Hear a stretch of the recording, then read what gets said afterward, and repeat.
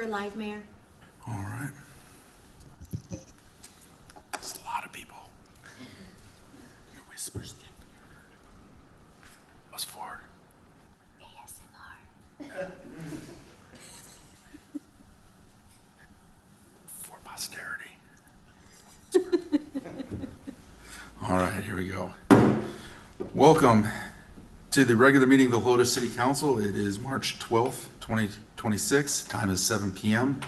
Please stand for the invocation, followed by the Pledge of Allegiance.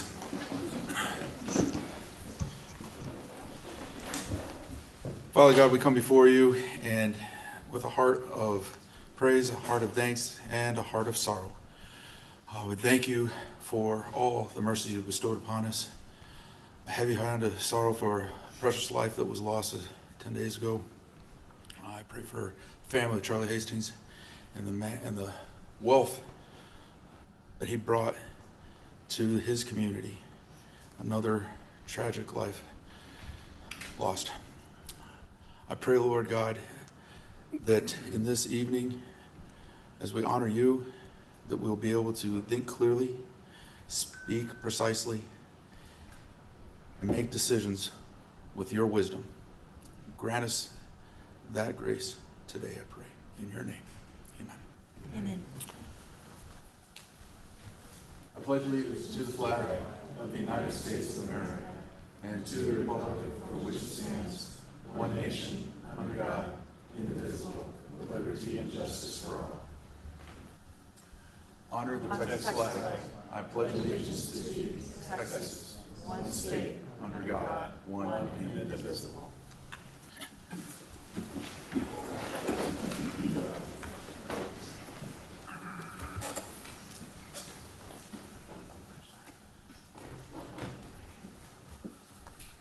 Every so often, we get the pleasure of honoring greatness in our community. Today, we get to do it twice. No, actually, technically, 5 times.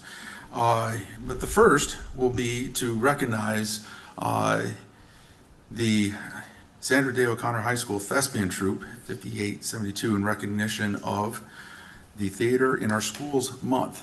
And I'm not much of an artist, but my mom was, and we have a tie back to theater, arts, ourselves and our family, and that's, I have an appreciation for the arts, and I'm glad to see that our schools are incorporating it. And so, do we have a representative, or the whole group wants to come up? I'd like to invite representatives from the Sandra Day O'Connor Thespian, say this right, Thespian Troupe, 5872.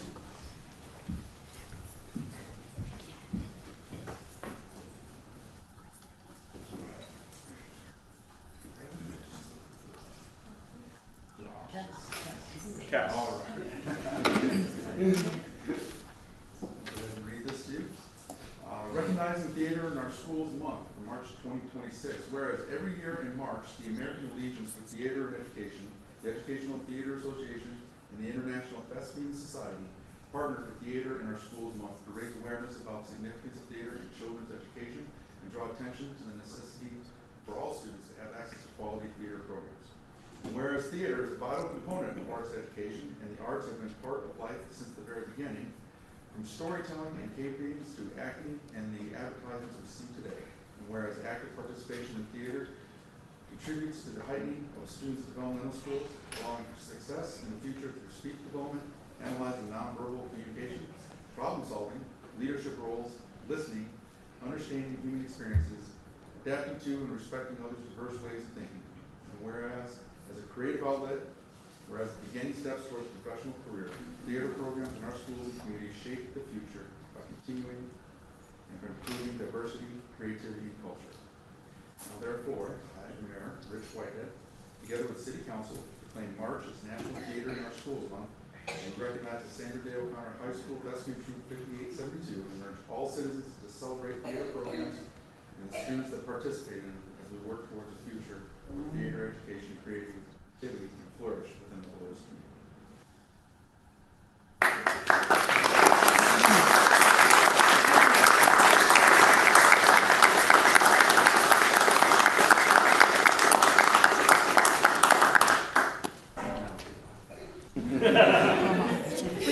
Okay, stand by, stand by. Another photo. One more. Do it, Vanessa. Oh, sorry, real quick.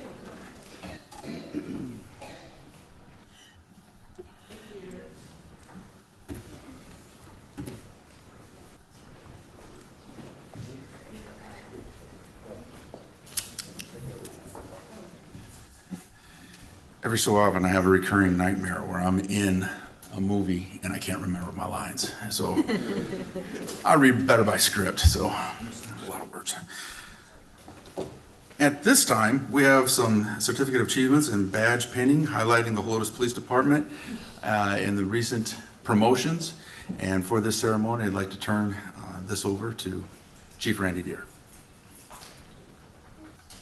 All right, Mayor, thank you. Thank you, Council, for allowing us this time to recognize these guys. They put a lot of hard work. We've challenged them in professional growth and development. And of course, they rose to the top, and we've got the top. So we're going to start off, and we're going to start off with our detectives. This guy is very special in more than one way. And if you ever have time to have coffee with me, I'd be glad to tell you the story. But our relationship goes back many years. And to see him, the growth that he made as a young man to a police officer, to come over here with us and the growth and the changes that he's made is incredible. So if you would, welcome Detective Kenneth Ortiz.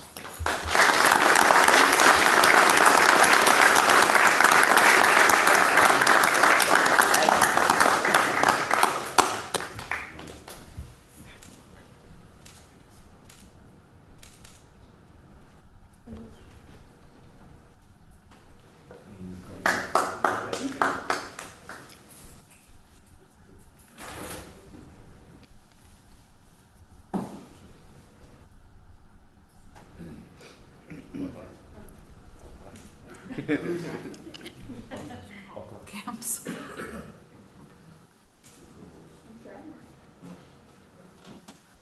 We won't know if he bleeds.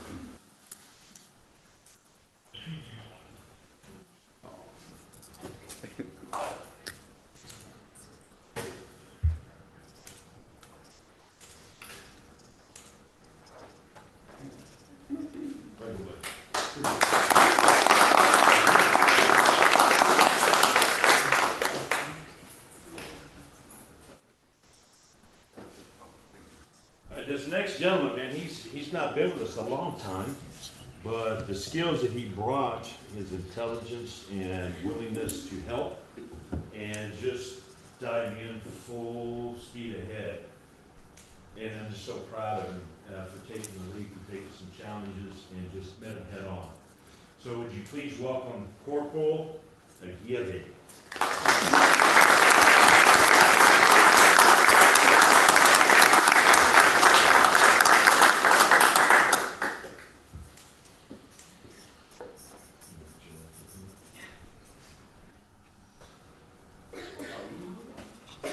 Oh yeah.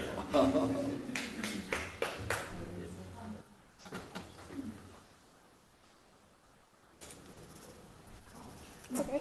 The photos that look at me. It's okay, go ahead and pin it.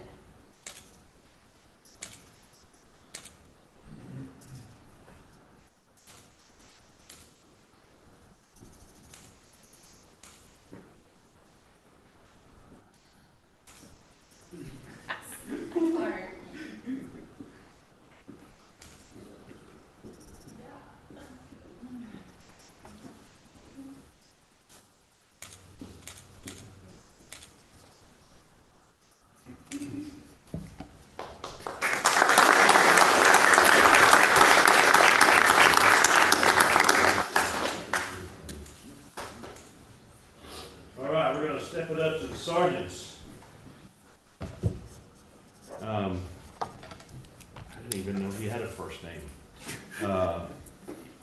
Sergeant Fonseca has been with us for a little bit. I always call him Fonz. I didn't realize he had a first name. Man, brother, you know what's up.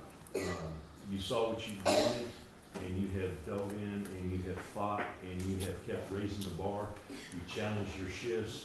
You're bringing them up to a new level. I'm so proud of you, and I'm honored to be able to say, Sergeant Fonseca, would you please come up?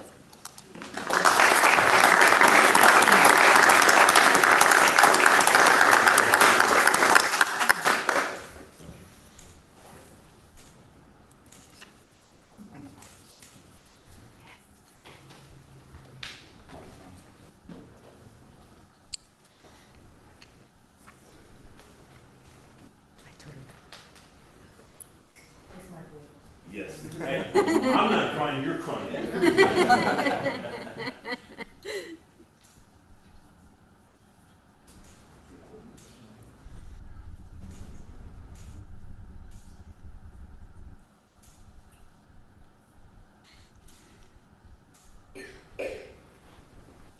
Yes, there you go.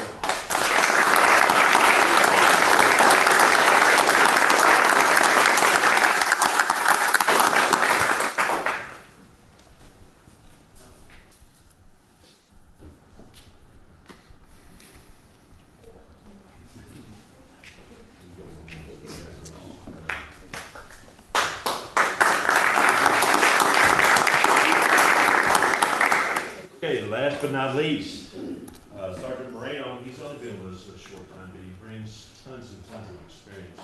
And again, all these guys have just totally jumped in and bought in, and they have given everything they can to make this place the place that we deserve here at Helotes. And we so appreciate everything that all these gentlemen bring to the table. Mo, would you come up? Sergeant Moreno.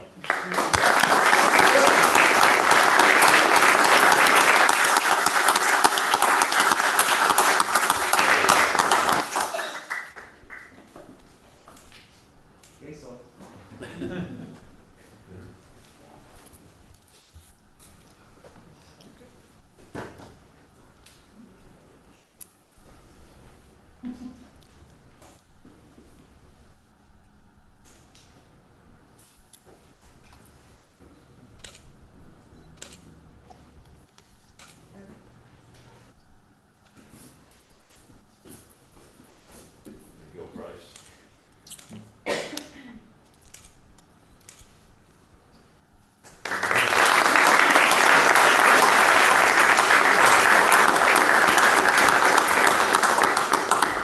Thank you, each and every one of you, for allowing us to do this. It means the world to me to be able to let these guys be recognized for all the hard work they put in. And thank you again for being our community and allowing us to be part of it.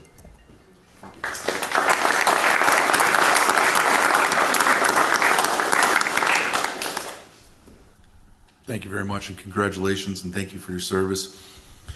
I'd hate to say this, but maybe it could have happened years ago, but I'm glad that you stayed as long as you did, brother. I appreciate you. And Chief, yes, sir? Can I say one more thing? I'm sorry, and I just totally gaffed. I'm sorry, I'm old. But that's one thing I did want to recognize our retired chief who came off his rocking chair to join us. But for him, these guys wouldn't have been here, right? So thank you for getting in here.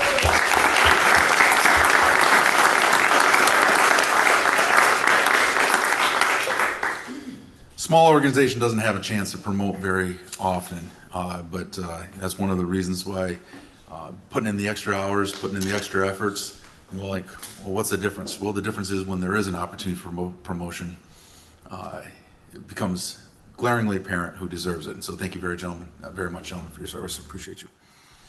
At this time, we'll move on to citizens to be heard. I don't believe. Do you want to allow them to leave if they want to leave? Oh, certainly.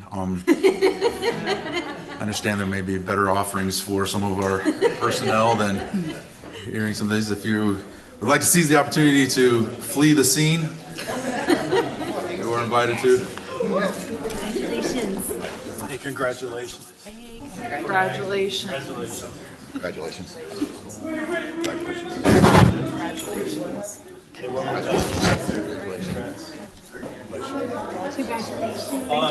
Congratulations, sir. Congratulations.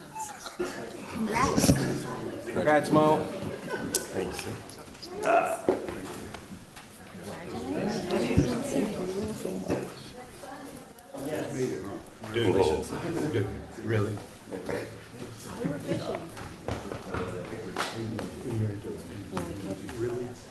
Always love the collective sigh of relief when here we can go.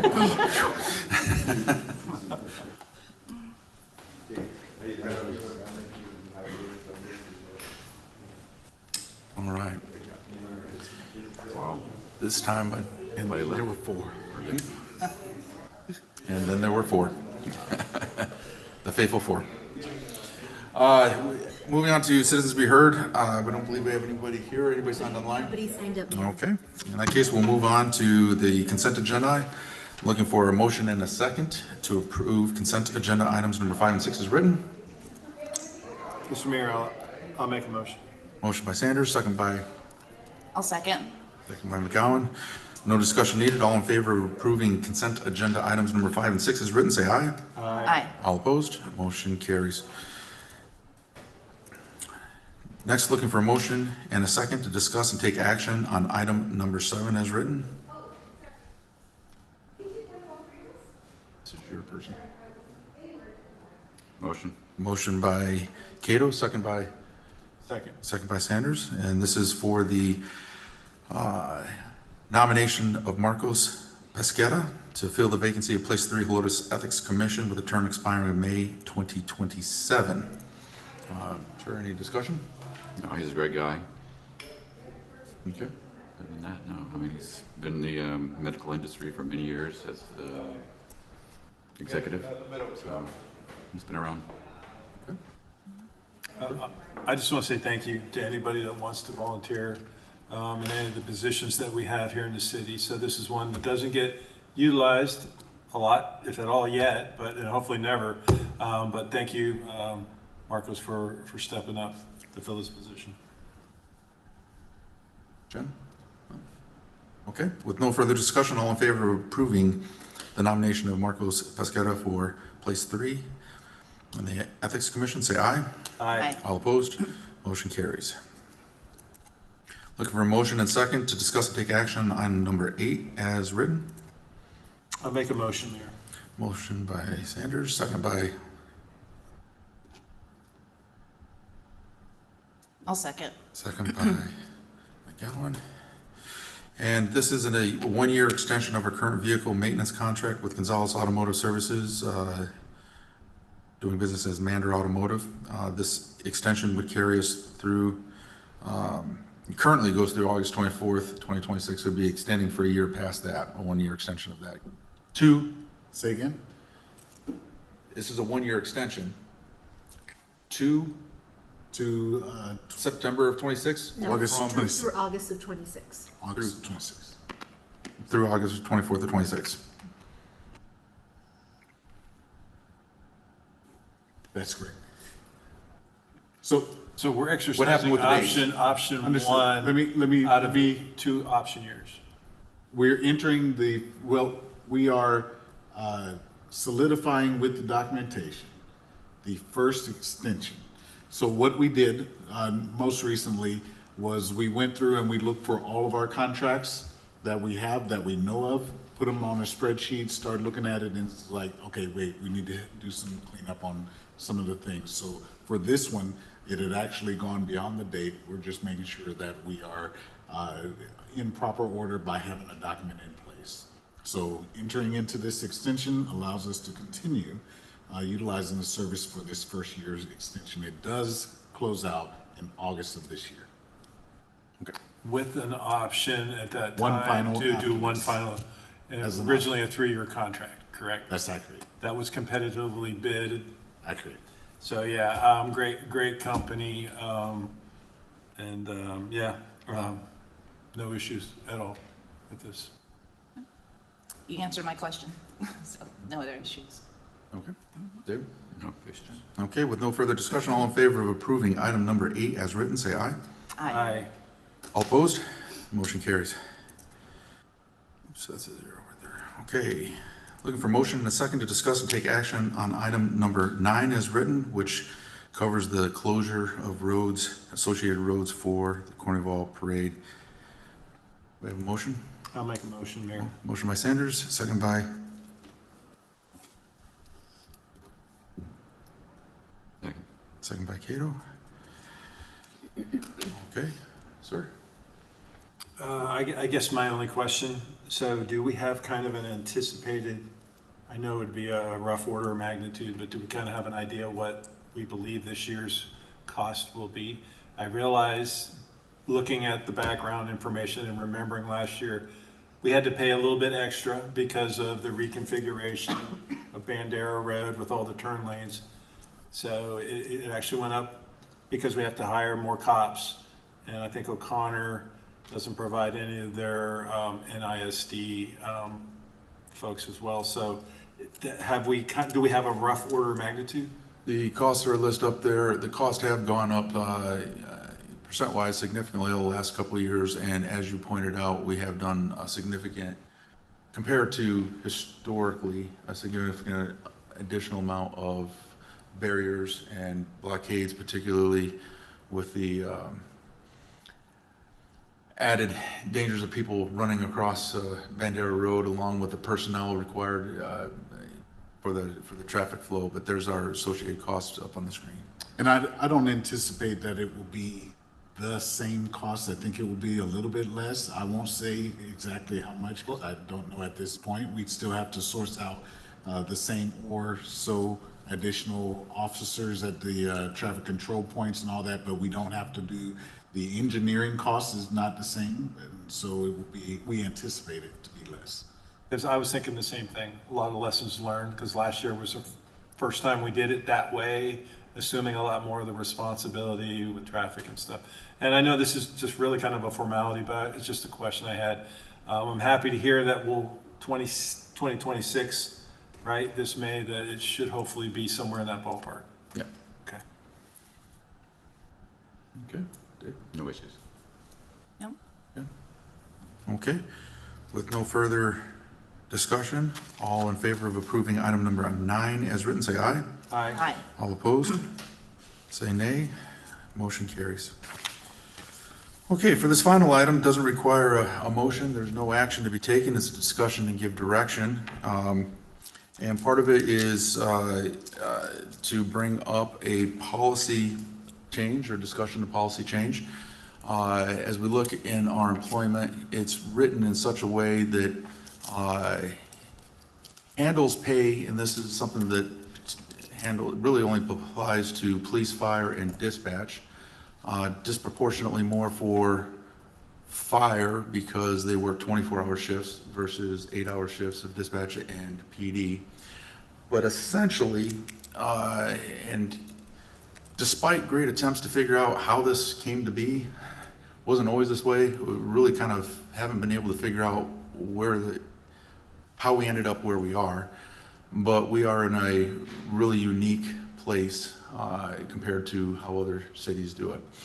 So in a nutshell, if we have a firefighters making $80,000 a year and they work on Christmas, they'll take their hourly rate, they get their regular rate for Christmas, so they also get paid double time for the hours they work on Christmas.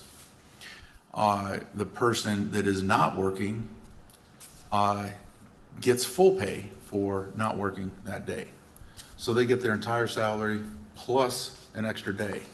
So as that carries out, you can have one shift. I mean, it usually distributes even, but theoretically, you could have one shift work all 17 holidays and the other 2 shifts not work any holidays, and they would end up getting paid the same as if somebody who worked all the holidays, because the person who works gets the regular pay plus an extra day's worth of pay of the overtime, and all the people who don't work it get their regular salary for the days they work plus an extra day of salary. So you actually are hurting the people who are working on the holiday because they're not getting any extra pay when all is said and done. So other cities, what they do is they give you your salary, whatever hour is for the total amount of hours you're supposed to work, which is 24 hours a day, 10 shifts a month, every third day, times roughly 120, sometimes 121 shifts a year. Divide that over your 26 pay periods, and that's your base salary. Then if you work on a holiday, you get an additional halftime. In San Antonio, it's halftime. Here, it's double time. And so what you end up having, roughly speaking, for sake of discussion, you have a firefighter who's making $80,000 a year, plus they get roughly $8,000 a year, or whatever the dollar amount is, for working the holidays, or for getting paid for the holidays they don't work, for a total of $88,000. And what we're suggesting here is that we reclassify that line item, not take any money away from them, just reclassify it over into their base pay, because that's guaranteed pay no matter what. And that would put the way that we handle our pay in line with how other cities do it, so that it provides a better basis of comparison, number one. Number two, allows us to actually advertise what we are actually paying, which makes us more competitive.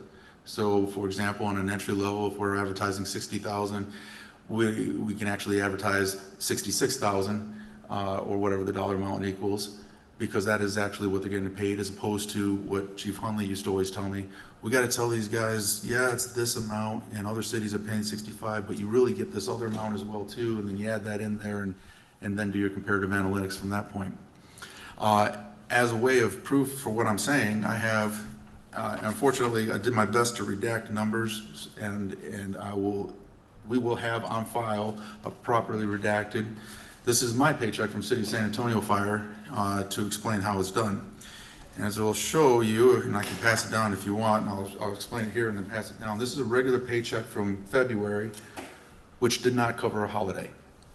And I have my biweekly pay, my longevity pay, any type of annual leave puts in there, and a CERT pay. And that totals my total gross pay. Versus on a paycheck where I have, that covers, this one is a December 5th paycheck, which covers Thanksgiving. I work the day before Thanksgiving from 9 in the morning until 9 the following morning of Thanksgiving. So I actually work from midnight to 9 on Thanksgiving. So we got 9 hours of 0.5 time, so an additional half time for those hours worked. We do not get paid for holidays that we do not work. There's no extra amount. You just have the total base pay. So the idea here is really just an administrative one. It doesn't affect it. It's a $0 item. It just reclassifies. Instead of being an A plus B equals C, we just put the A and B together, and we have A equals C. And now we are paying the same amount of money. We are now being able to be more accurately comparative to what other cities are paying and how other cities are paying. Now there are, I say $0 cost in that move. There is some incremental cost. So if somebody's hourly salary went from $40 an hour to $42 an hour, then any overtime that they do work would be at $42, the over rate based on $42 an hour versus $40 an hour, which would be incremental. And then there are certain costs that we pay, like for towards retirement and towards insurances that are based upon whatever 0.00387 of their base pay, and that's the rate that we pay. It would be slightly higher because it would be based on the higher base rate. The total amount of that might equal I don't know, $7,000 to $10,000 on the high end as far as effect overall. But it does put us in a clear way to be able to articulate what we pay, a better position to be able to advertise what we're actually paying, a realization for our employees to realize what we're paying. So when other cities, like for example, going back to the person that's starting, they're getting 60,000 plus 5,000, so a total of 65, and another city's paying 65. That's what we kind of ran into this last year. We're like, hey, that city's paying 65 and we're only paying 60. Well, we're actually paying 60 plus 5 and they're paying 65. And so this will help eliminate a lot of confusion. Again, some incremental costs as far as overtime rate and insurance payments, but we certainly have the flexibility to do that. And so that is the thought process there. And it's wanted to open up to discussion and some input because procedurally, because it is in policy, there is some debate whether or not it does even need to be an action from council or if it can be just a administrative decision. But there is a section in the policy written and described how it is being done now. So procedurally, what we're talking about is having some discussion here, and then action, if any, would be coming back with a future agenda item of rewriting the policy to reflect what we're talking here. Again, to be clear, this is not to take any money away from any employee. Everybody would end up with the exact same amount, but it would alter, instead of getting a,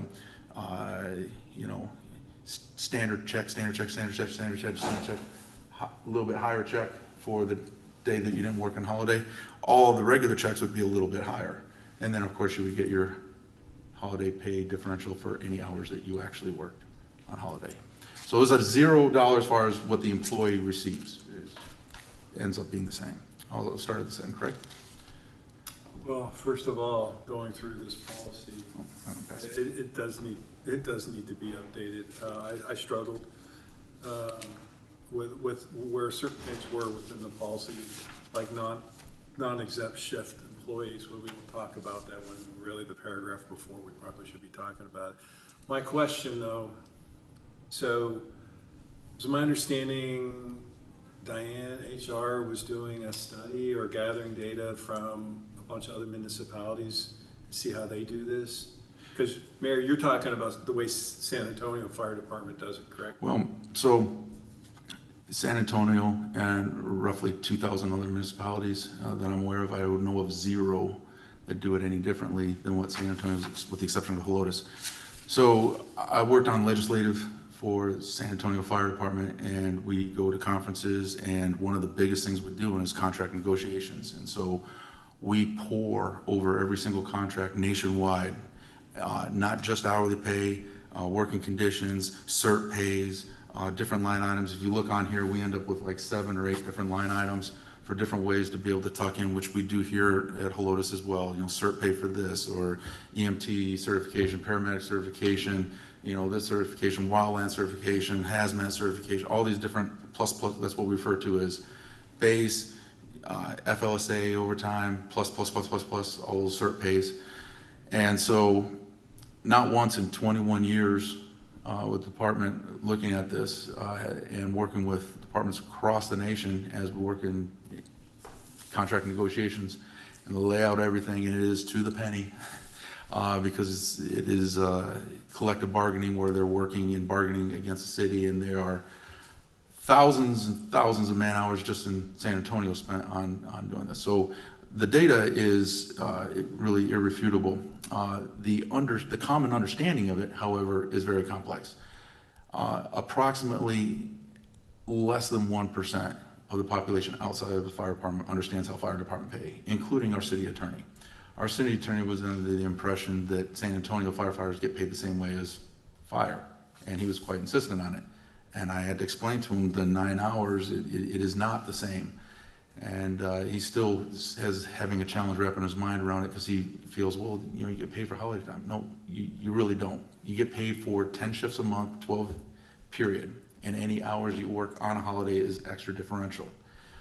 And that's just not the way we do it here. So it is very confusing the way we do it, and nobody does it that way. So it makes it very difficult to compare. We have to take our base, add in that extra line item, and this would just eliminate that. Plus, it would reduce greatly all the supervisors in there, because that has to be manually entered in each pay period that there's an affected, and that would streamline our HR services as well. How does this impact the other shift workers that work when the Monday through Friday, who actually a day they're supposed to work, an approved city holiday, they actually get paid to be off, right? And so what about dispatch and HPD?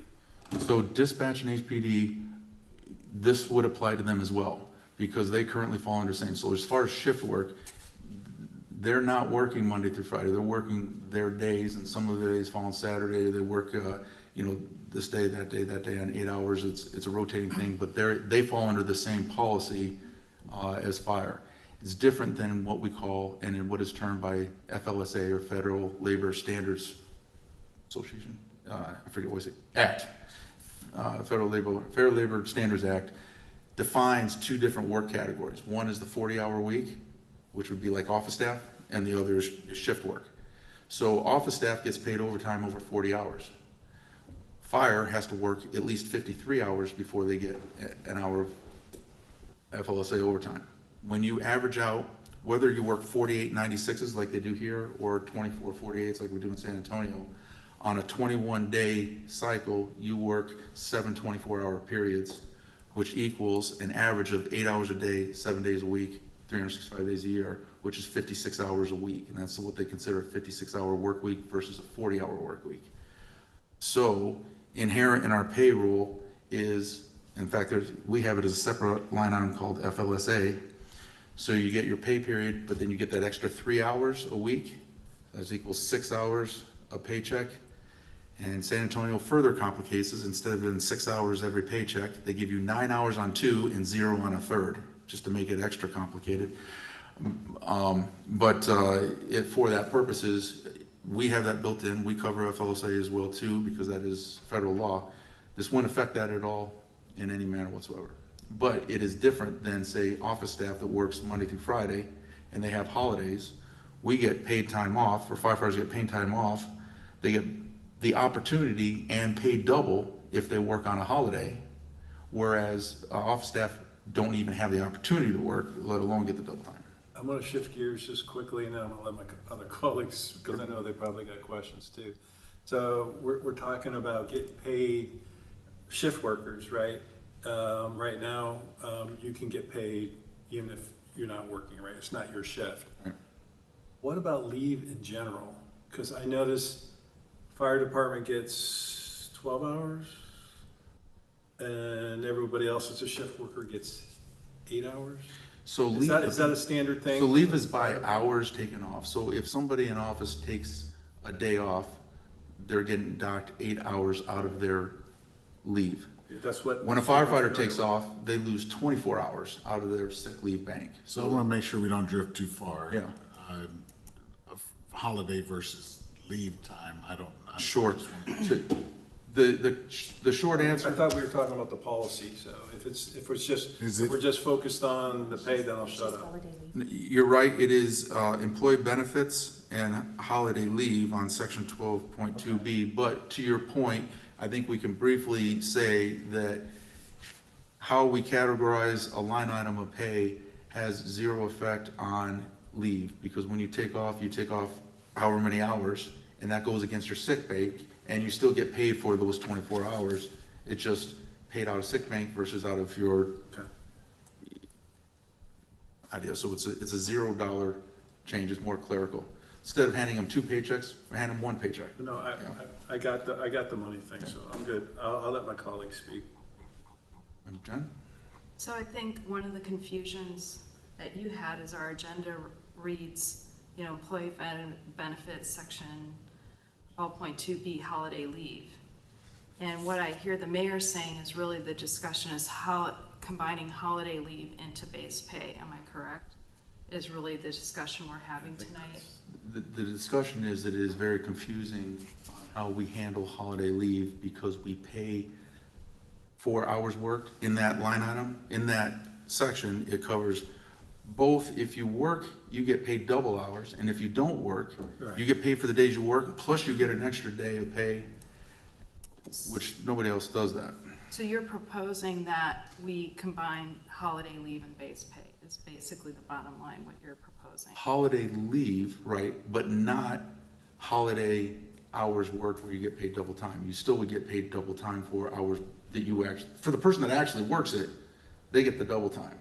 So I guess my request in the future is that the agenda item is a little bit more accurately described of what we're going to discuss, because when I read this, it just says holiday leave, and then when you click on the agenda item, it just has pages from the employee benefits manual.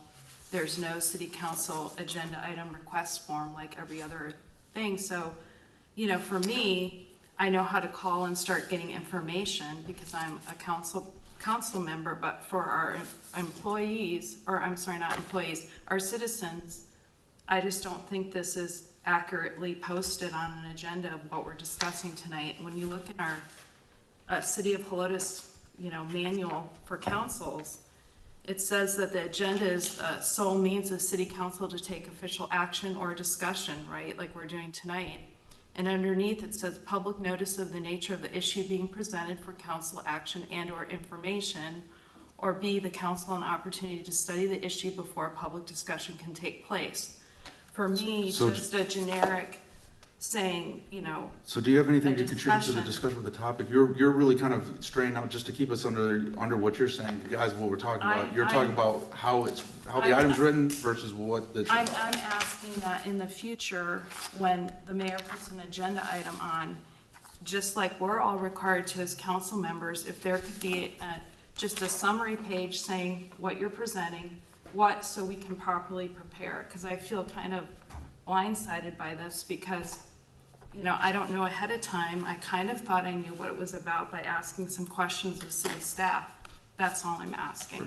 In the Maybe future. Selena can put that, because the process of that item, what is actually written by, do you have any input on how we write these? Well, What do you mean, the not direction? even how it's written, there just isn't one.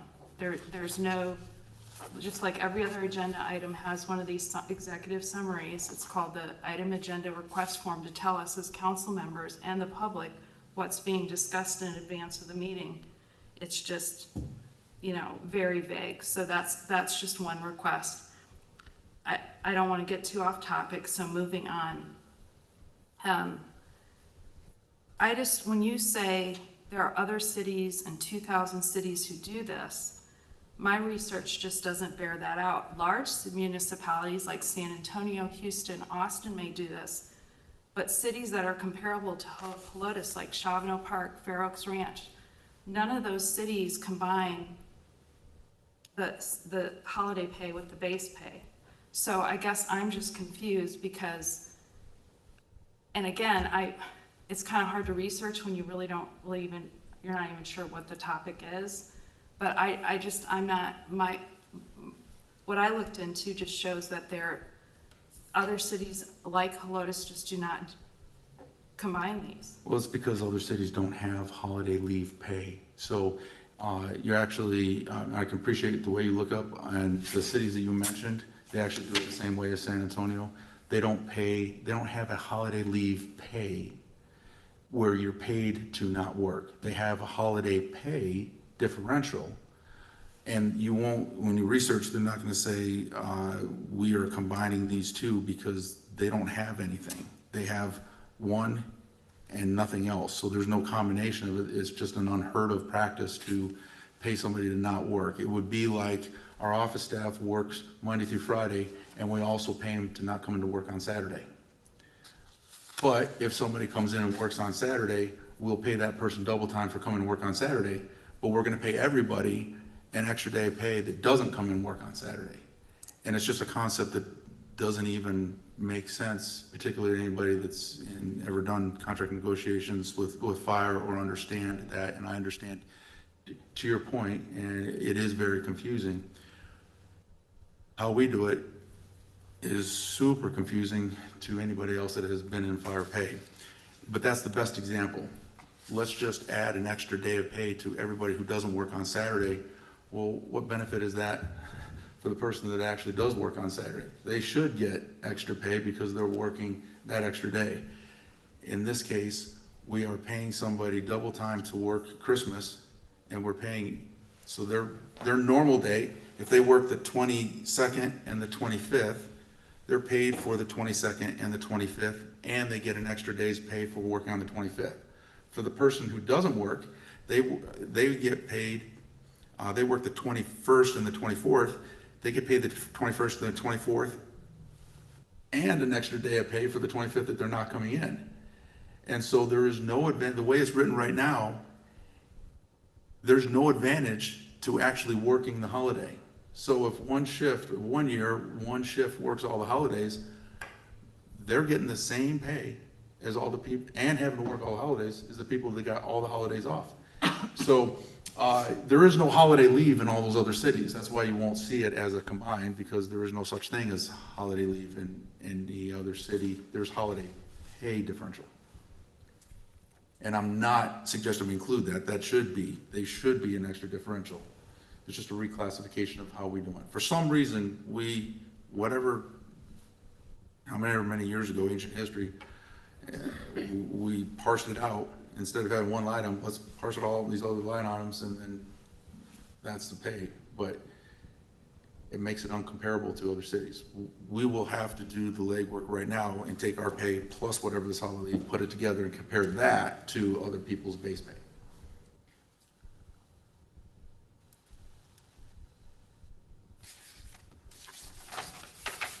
I don't have any. Seems to me like everyone should get paid for the holiday. And those that worked on the holiday should get additional pay for the time they worked. So the quick answer to that is that fire gets extra, they get time off. So for example, I get sick leave, and holiday hours.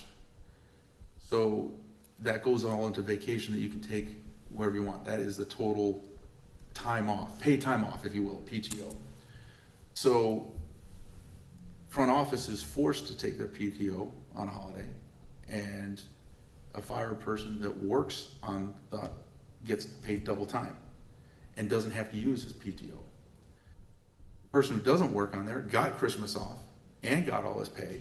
And what I'm saying is, we're not taking that pay away. We're just reclassifying it. So I'm not suggesting we take it away. I'm saying for whatever reason they're getting it, okay, fine, but let's reclassify it like everybody else classifies it. They still make the money. If they get 60 plus 6 for 66,000, they still will make 66,000. It'll just be all in base pay. It's not taking it away from it. What we're saying is, here's your pay for your 120 shifts over the year, period. And everybody gets, by rank or classification, everybody gets the same for all 120 shifts. Now, if on your shift, you end up working a holiday, you're gonna get some extra money because you worked the holiday above and beyond. And right now, the way it is, everybody gets the same, whether you work the holiday or not. So it's really not fair to the people who actually work the holiday.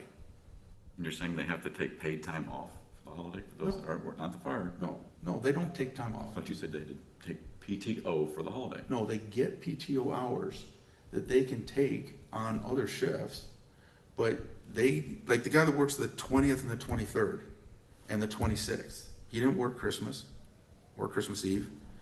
He gets paid this day, and this day. The next shift, works the 21st. You're talking fire, you're not talking Yeah. office. Right, correct. So you work your shifts and you get paid for your shifts. And if one of your shifts happens to fall on a holiday, you get a pay differential. What we do is you work your shifts, and if you get work on a holiday, you get paid. And if for the other shift that doesn't work a holiday, you also get paid. And it's confusing. We're not taking any of that pay away. We're just reclassifying it from, hey, you get paid for days you don't work, to we're gonna move that over into base pay. You see what I'm saying? So instead of 60 plus 6 for a total of 66, we're gonna take this 6, move it over here and change it to 66, plus differential pay for anything you actually work, plus. So it raises the rate of pay, offsets it, this plus this, we're gonna put it over here on one line item. It's just a combination of two line items, not a reduction of pay. It simplifies our HR and makes us much more comparable to every other fire system and PD system. I say it disproportionately affects fire because of 24-hour shifts.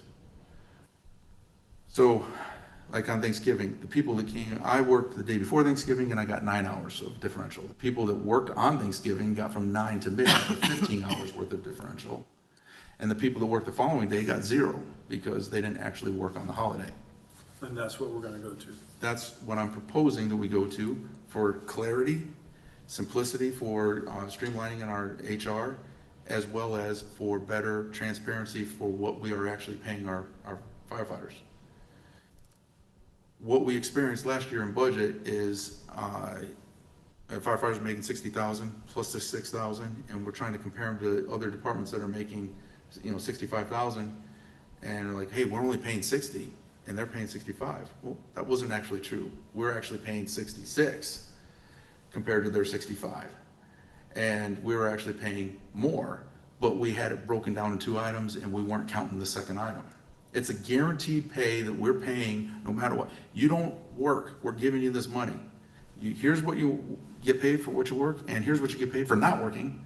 What we're gonna do is just reclassify it and pay you for what you work. So they're still gonna get the money. it's Still get the money. reclassified different. Yeah. I think that was my tentative concern, was understanding that, I just don't, I'm not gonna try to get into the mechanics, but as long as we're just reaching, we're not gonna call it holiday leave anymore. Right. But if you're not working, the way it currently reads now, today, it's gonna be reclassified as something else and rolled into, like I think what Jen was talking about, essentially into your base pay. Yeah, what we're gonna do is rewrite it so you'll get paid base pay. We're gonna increase your base pay. It's not a raise, it's just recategorizing it. So your base pay will go up. And so the new item, and part of the reason why I write this, and I understand to your point, but there was no action to be taken. We kind of want to have discussion, see where it goes, so that we can get some direction to be able to come back with a definitively written, this is what we're doing, so there's time for everybody to look at it and have it well detailed out. But really the question is, how do we want to approach this? Right now, we're not really comparable. You pull up our base pay and somebody else's base pay, it's showing 60 and 65. But we also have an extra 6,000 we're giving. And our employees are getting it, but we're really not getting credit for actually paying it. So we reclassify it. Now we say, well, we're paying 66 and they're paying 65. We're actually paying more than they are.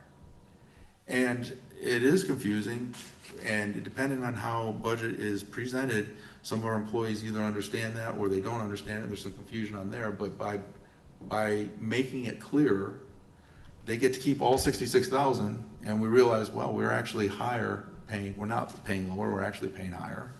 Or maybe they're paying 70, but we're paying 66, not 60. And it makes it a more accurate, to give us better decision-making and a better understanding amongst our employees, streamlining with our HR, and we're not taking any money away. I'm not saying we don't pay them that 6,000.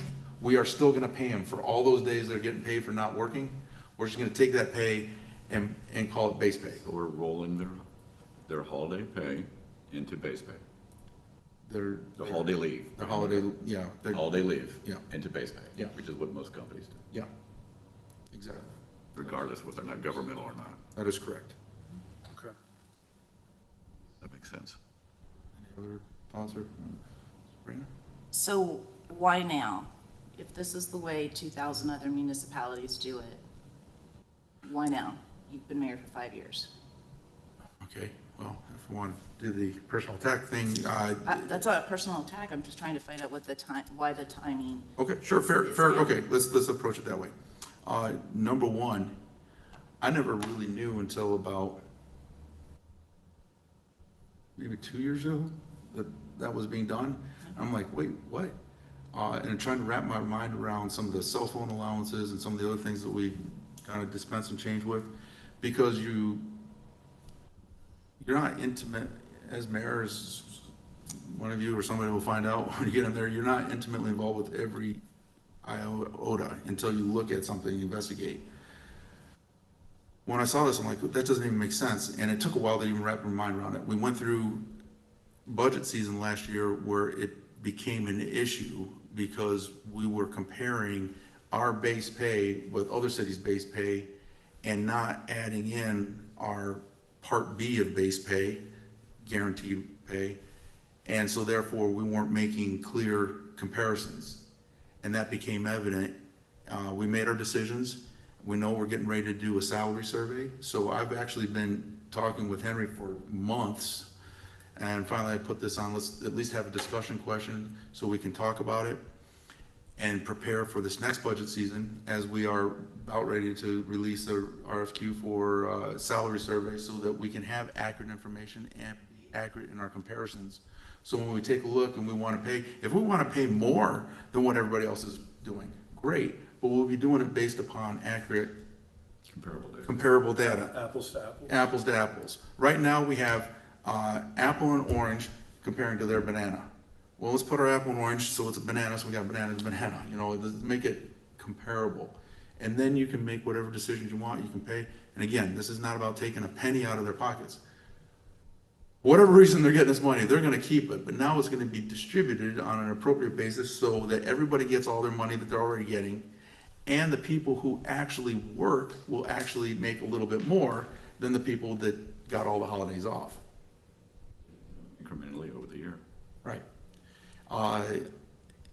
Great way, a great comparison to this is a little bit what CPS does with people when they do bill smoothing. Instead of high bills in the summer and low in the winter, they smooth it out so you pay the same. That's an exaggerated example, but you're right. Whether it's corporation, you don't get paid to not work. We apparently do that. So I am still suggesting that we pay them not to work, but we move that line on them over into the base pay. So they get it'll look like a de facto raise, but it's really moving one line item over. So their net pay will be the exact same. Their W-2 is gonna be the exact same. Doesn't alter their pocketbook one, but it does give us better comparative and a better answer to the people of Helotes.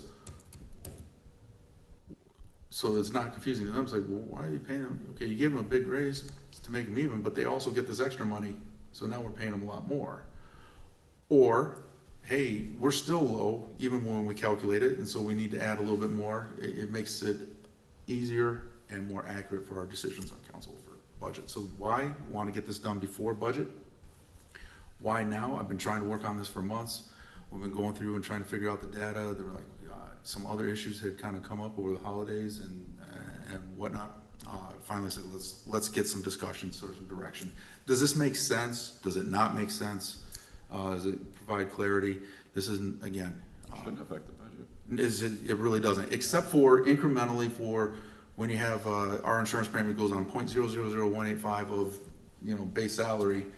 Okay, the base salary would be slightly higher, so there's a slight change in, you know, insurance policy. But when we bring this back for action item, we'll have that data so we can see, you know, what's. How it impacts. Yeah, exactly. So this is just a kind of a base discussion. And the idea was to write it so that it could be as general as possible to help encompass as much as possible. So you could, I feel, ask the question you asked. General cost-wise or general PTO, where it goes. Then my other question was, it appears we've already started doing this for the police officer positions that were advertised in December. So it's a starting base salary, lists a range, and then in parentheses it says includes holiday pay. So, if I may, so the advertisements that go out related to police, fire, and emergency communications, the way that we're doing it now is structurally in the system, there's been no change. What we're doing is showing A plus B equals the bottom line of C. So the holiday pay plus base wages equals, here's your total that you, as far as anticipated annual salary or annual wages. I try not to say the word salary unless you're a salaried employee. So I use the word wages, right?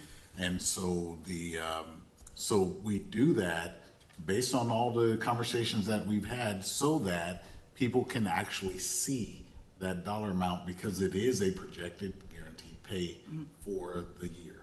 Okay, so it does reflect that way in our advertising. Okay, it does not affect their overtime rate because right now their overtime rate is based on what their base wages are, not base wages plus holiday. So there is a difference. One of the differences, should we move in this direction? I will say, well, I'll yield. Go ahead. No, just on the application, excuse me, on the city's website, the salary range did not mention that the holiday pay was included in that figure. But on social media, it was mentioned. Okay, so So just, it's a little, it could cause some confusion. I mean, how it's presented is everything. understood. Yeah. Understood and appreciated. I did not necessarily have the awareness that there was a disparity in how it was presented in the various forums. To that point, if you look at the advertisement you have right there, the copy where it said the range of 58, 9, well, we would have had to advertise 53. And when you have other cities that are averaging 60, and we have to advertise 53, but with the holiday pay that is guaranteed, it is actually 59, and so they would say 59 including the holiday leave. Well, now the base pay will be 59 to their 60, if you will, and it's an actual apples to apples. And it eliminates the need to have to explain in parentheses, yes, I know we're saying 59, it's really 53, but you get this, and therefore it comes up to 59, but, one other publication doesn't quite get it, and it says 53, and another one of our publications says 59, it's like, why the disparity? Let's eliminate disparity. It's confusing to our potential employees and our current employees. Is incredibly confusing to our applicants. They want to work here, but they're a little disappointed in the pay, and then they find out and explain it, and they're like, what? And then you really explain it, and they're like, okay, and I wish Chief, Randy, you've been around Chief Hunley enough to know when he would say that, it's like, yes, I understand, but really you get actually more because it's guaranteed pay or whatever, and you have to sit there and explain it to them, whereas we wouldn't have to explain it, and we could wholeheartedly, uniformly across all platforms say, here's your base pay, it's 60,000. 53 plus 7 plus, on this, and, With this, our overtime pay is going to be slightly higher. so in combining A plus B, instead of $30 an hour, it might be $32 an hour. So when they work overtime, it'll be overtime based on $32 an hour instead of overtime based on $30 an hour. So the answer is yes. So it will affect it incrementally. But it's fair. Yeah, but it's fair. And so they actually, by doing this, all our employees will actually get a little bit extra pay For those that do overtime. for those that do overtime. Yeah. Which is fair. I would just ask that when this comes to an agenda item in the future, that, we get a list of maybe not 2,000 cities, but at least some in Bear County that do this. Sure. So I can at least speak, because in my research, I could not find another city in Bear County that's comparable to Helotes that's doing this. But I'd like to know at least a handful of those 2,000 cities so I can check. Sure. Do my homework. Sure. I don't know of a single city in Bear County that does it the way we do. So if I may, with respect to Chavano, Alamo Heights, and Fair Oaks, they have variations that could be considered similar. And when I say that, it's more Similar to what we're doing. what you're proposing to go to. No, what we're doing, our current operations. Fair Oaks Ranch, on their page 42, paragraph 9.2.2, is dealing with law enforcement employees on a 2,184 hour year patrol schedule, receive 8 hours additional holiday pay for each holiday within a pay period, regardless of whether they work on the holiday. The holiday pay is not included in overtime calculations. That's one example. Chavano talks about comp time, and then Alamo Heights has something similar enough to what we're doing. There are multiple cities doing multiple things, right? The way that the mayor described the city of San Antonio is accurate. I got the page 31, I believe it's page 31 from your CBA. It's, so it's all about what it is that, regardless of how we're doing what, it's the alignment of the wording and the dollar amount.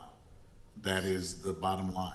Now, how that bottom line is executed or implemented is right now, that holiday pay is not a foundational number where you're calculating overtime. It's not.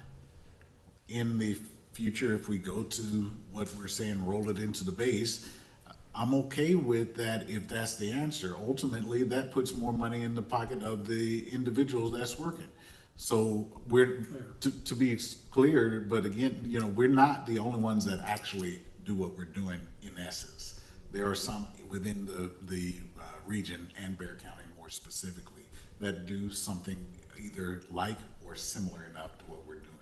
The thing is, changing policy, which I'm looking at that entire manual, it's in work for updates. If it is the desire of city council to make that change, make a change regarding, you know, the topic that we're on, I ask that you don't rush me on it. That way I can make sure I get my words right. I can make sure that I look at what is the impact on the budget and all that kind of stuff. I'm not opposed to what we're talking about. What I ask is that I'm doing that entire thing. Why would I publish a date and then publish another date for the entire manual? It's about really just managing the operational processes if we're gonna make a change. So just my last comment. So after hearing everyone talk, to me, it makes sense and it's in the employees' interest. And that was my biggest concern, right? Now that I truly understand what the mayor's proposing, it makes the pay scale much more understandable, especially in the advertising piece of it. We match up with more cities than not. From what I think I hear, even though there's some outliers still that might be out there. And it's just easier, it's easier to manage. Sounds like internally there's more administrative involved. And I gotta tell you, looking at it, and I studied and I stared at this thing, and maybe I'm dyslexic, but it all kind of started doing this. And if it's that hard for somebody that's really trying to understand it, God forbid some new employee's not gonna get it at all. So I fundamentally, I personally, you know, I like going in that direction right now. To me, it seems like that's the right way to move forward, to consolidate that to the base pay, and then put maybe a little bit extra money inside the employee's pocket a little bit. So, easier to manage.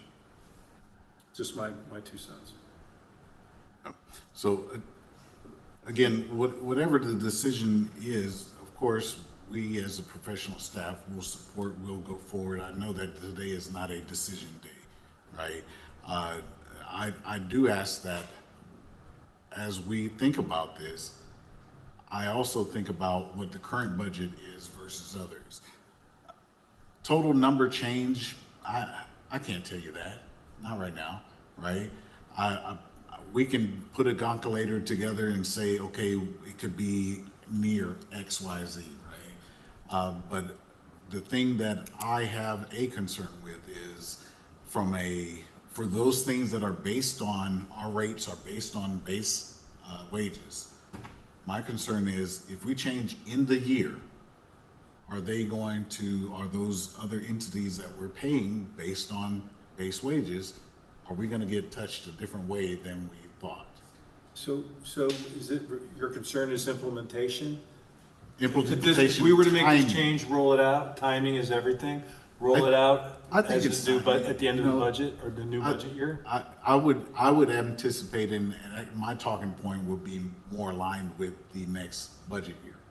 That's what I would be, and I understand your points on, you know, all of the things about the comparisons and all that kind of stuff, and I fully understand it. Again, the principle, I understand that it puts another dollar or 15 cents or whatever in the members' pockets. I'm not opposed to that. What I'm pausing on is I want to make sure that we actually get through processes and get through the, you know, and start it is my request for consideration with the new budget year, if we're going to make it. So my purpose in bringing this up is to have discussion and not any discussion, any communication is good communication. It gets tricky when all of a sudden it's compounded in the heat of the moment of budget debate, for example. So if we can talk about and discuss it and wrap our minds around it, and we want to move this in the direction is, okay, this makes sense, but let's implement it at the budget year, well, that's fine. But having an understanding of this so that when we get a salary survey and it shows everybody here and us down here, we need to realize, well, our number's not accurate. Our number is this plus this, and then we can give, or when we do our salary, we get the salary survey of the other cities, and then we match ours up and do internally, what are we actually paying on there, to put that side by side so that we get fair comparisons. Either way, wanted to bring this up for a discussion so we can think about it. There is a way that we do this. It would de facto put a little extra money in the pockets of the people that actually work the holidays if we do this. Not enough that would be a budget causing issue. We obviously have plenty of money to be able to do this, but it's a way to be able to bring clarity, aid in our advertising, bring clarity and continuity to the various platforms and how it's described. One describes it just the base, the other one describes base plus this. Both are right, neither one of them are wrong, but it is confusing. And what are they actually paying? Well, they're getting the base plus. Okay, well then let's help them realize that, help us realize that, and let's put a better light on what we are actually paying. It doesn't do us good as a city to tell the whole world we're only paying this much when we are actually paying this much. When we tell the truth and say, hey, we are actually paying this much, the rest of the world goes, holy cow. I remember when Helotes wasn't paying very much, but they actually are paying more than here and more than there. And so the only reason to not do it would be if you want to try to artificially decrease the view of what we're actually paying, which that doesn't make any sense because that keeps people from applying. So there's a lot of upside on this, and again, it's really not that big of a deal, but want to have that conversation. Sounds like we've got some additional discussion, but we will proceed, and it has to be because it's a policy written, it will be an agenda item, so it will be brought back for additional discussion, and we can look at it there, but I appreciate the inputs and the opportunity to share that this has nothing to do with change of pay. Just, you're still getting A and B. We're just calling it C, or calling it A. Combining it into A would be the thought. But we'll have plenty of time to discuss it when it comes back, along with other policy changes for the handbook. Sounds like there's a number of ones upcoming. Well, it seems like we'd want to make it an effective date of the new budget year. That's the direction that I'm hearing being said, unless there's need to push it forward. But when we get into budget, we can go into budget knowing the true components of what we have to make good comparisons. And as it relates to the policy manual update, regardless of when that's brought, that section, if it is something that we want to move to and align it with the budget year, and that's why it's important for it a decision, and because it's a financial decision. It's not just a simple policy update. It's a financial policy. Sure. And so so looking at that thing and having a statement or a sentence that points to the effectiveness date of this change is important. So, because I don't want to wait until September to bring the policy manual. Right. We can bring the various different policies as they work and put in an effective date so that any change happens concurrent. Yeah. It may take us a while to put it in there because we do want to do all the homework on any whatever, even if it's a small financial differential and okay, overall system-wide, it's going to be $10,000. Okay, that's fine. We knowledgeably make that decision. And again, it's to the benefit of the employees, any incremental cost, because their overtime rate would be higher. Their TMRS retirement will be incrementally higher. It's all benefit to the employee. Seems like it's a good business decision, and I don't understand why we would really care what other cities are doing. If it makes sense from a business perspective. So with that, there's no action unless there's other points that people want to discuss. I guess my only other question is, if you say we're gonna combine them and it's a more accurate portrayal in the budget season of what we're paying our employees with this budget season, could the opposite be true? That maybe a city keeps them separate and they're actually paying, do you see what I mean? So if you're asking, I'm just concerned that the opposite could be true, that we combine it and then it inflates our numbers and then we're comparing to cities that don't include holiday pay. Well, The flip thing could happen. so on a theoretical basis, sure, I would have to say that the answer is theoretically that could happen. In reality, I don't think so, because when we take a look at the cities that are included in the salary survey, that's part of one of the reasons I was frustrated with the salary survey last year, because it showed up and then distributed. We didn't get a chance to be able to go in and say, hey, when you did this survey, do you even have this line item that we do? We didn't get the chance to be able to verify, and so we're making decisions on really completely unverified information with no knowledge of, is it tilted this way or is it tilted this way? No way to know. We can suppose we made our decision, we gave raises based on what we could afford pay and give great raises and we're moving forward, but to do our due diligence on the upcoming survey, we need to say and give directions to them, when you go, list out the components that are included in that so that we can do a comparative analysis, and we have items 1, 2, 3, 4, 5, 6, 7, 8, and they only have 3. Okay, what are these extra 5 we're doing? All their cert pays that they don't pay. Okay, we're not gonna include that in the comparison because we're paying that additional above. Or we decide we do wanna include that because everybody's getting an extra $1,500 a year in cert, one way or the other, and that's kind of how it has turned out to be. Everybody figures out, well, I'm gonna get cert here and here and here, and it's capped at 1,500, so whether somebody is an expert in this area and get 1,500 for this category, or they get 500 in 3 different categories, they all end up getting max certs or eventually get there, right?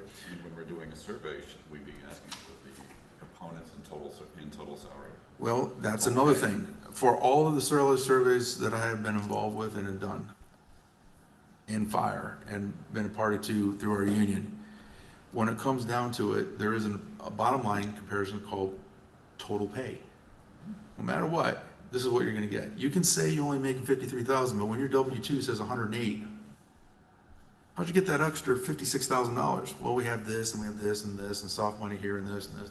There's a lot of line items, and that's a whole field that specialists get paid $400 an hour to figure that out, and how do we get soft money where it doesn't really go into our contract amount, and you know, it's ferocious. So to that point, if I may, the way that, because you brought up the salary survey that was distributed, we answer according to the fields. When we're not the driver, we don't control it. So to say that one thing was included or not, we didn't control it. We answered according to the columns. So when we say base, they say, what's your base pay? And we write our base pay. But there's not a line item for, what do you pay people to not come into work? But we have that line item.